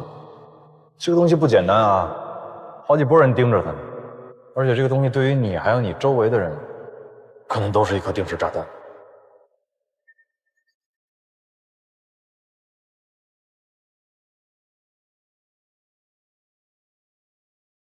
胖子，你能不能反向查到他的 IP 地址，还有他的注册信息？悬，这些都得申请人网站后台数据了。那起码你把他注册的邮箱给我调出来。我试试。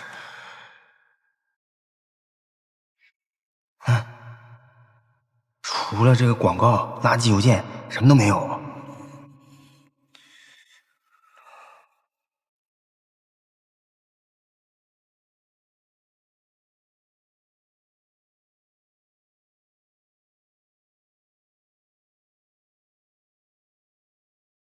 庄文杰参与案子的卷宗，我可完完整整看过一遍。丁生火的案子，他是全程参与的。丁生火的案子呢，是庄文杰全程被胁迫，也有可能是被利用。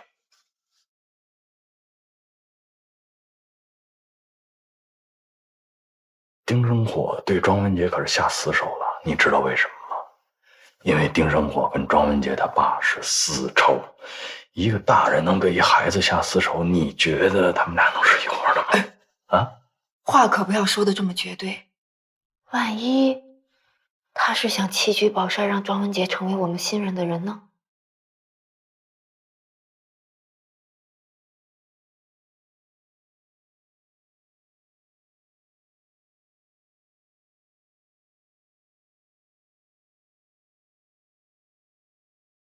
你们要的东西在我手里，3天后，青城市码头 A 区取货。